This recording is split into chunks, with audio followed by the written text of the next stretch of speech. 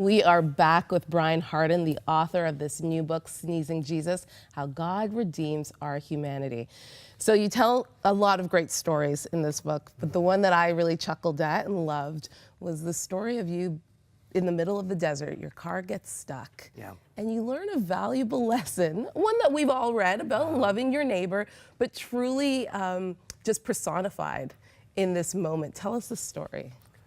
Well, it would take a while, Yes. but to abbreviate the story, I was in the Mojave Desert in California and did get stranded on the side of the road, and it was 112 degrees Fahrenheit, which I'm not sure what that is in Celsius, okay. but it's hot. Yeah. very, very hot.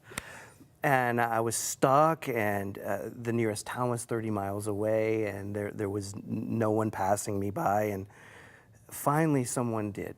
Someone rescued me, and I found through a series of events that are found in the story in the book, people that I would have ignored, people that I would have been afraid of, people that I would have driven right by, rescuing me, and very possibly saving my life. And that story has always stuck with me because I lived through it and it was kind of traumatic, but it always struck me that these people were kind to me, that they were neighborly to me. And so when I began to explore Jesus, especially in the research phase for Sneezing Jesus, that story came back to me when Jesus tells the story of the Good Samaritan, and he makes the most unlikely person the hero of the story and forces us to examine our stereotypes, our prejudices, our biases, our fears, and enter into that.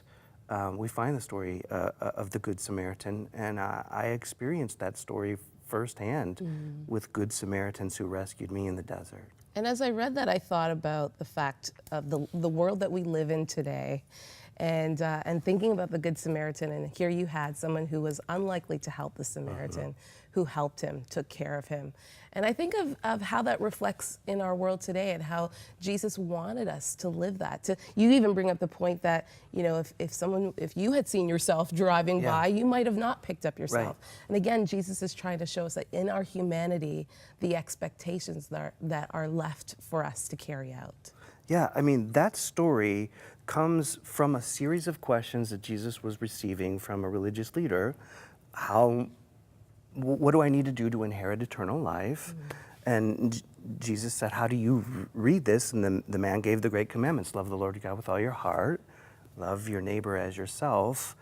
And then the question was, who is my neighbor? And that's where we delve into this. Who is my neighbor is anyone that's in need.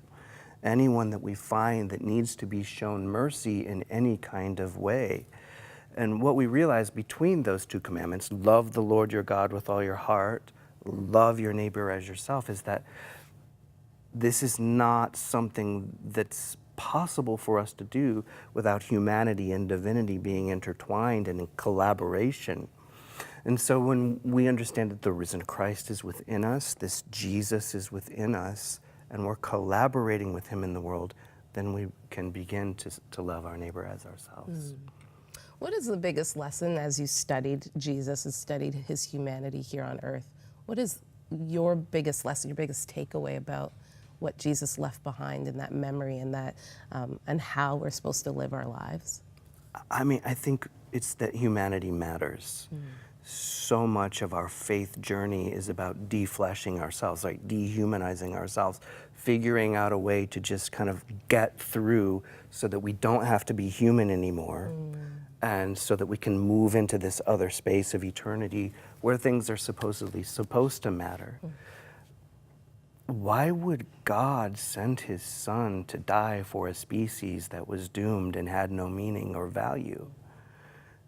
He wouldn't. He came and lived as a human being, God in the flesh. So humanity must matter to God.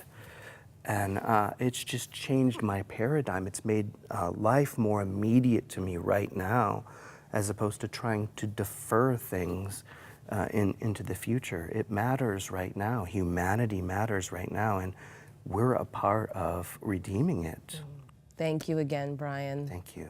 Sneezing Jesus, How God Redeems Our Humanity. That is the name of the book. We want to get this amazing book into your hands. And when you call to get your copy for your best ministry gift, you are also supporting the work here at 100 Huntley Street. Here's how you can get your copy today.